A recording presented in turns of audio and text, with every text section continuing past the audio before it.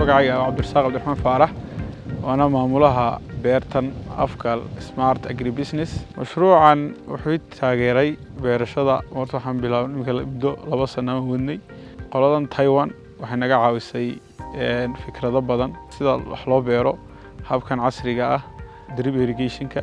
iyo hab casrigan imika beerihii hore iyo beerahan way kala duwan yihiin sida wax loo beerto. Horta nidaamka wax ku beerno waxa weeyaan greenhouses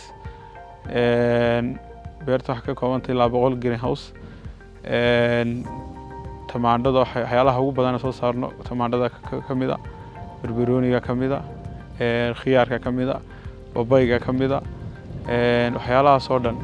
natiijada Taiwan technical mission aad bay nolol shaqeeyaan waxyaalo fara badan beeraleyda aad bay u caawiyaan marka natiijada alxamdulillah imku fiican tahay shaqaalo 40 ka shaqeeya oo shaqaalo ah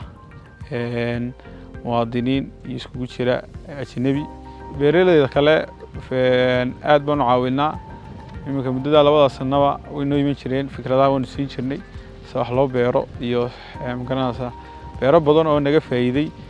wadanka way jiraan fikradaha iyo waxyaalahaas oo dhan baan siin jirnay beeraha kooxda Taiwan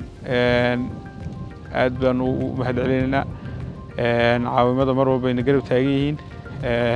waxyaalaha beeraha aad bay u caawiyaan sibahan khibradda iyo buugaag fara badan bay siiyeen tilmaamida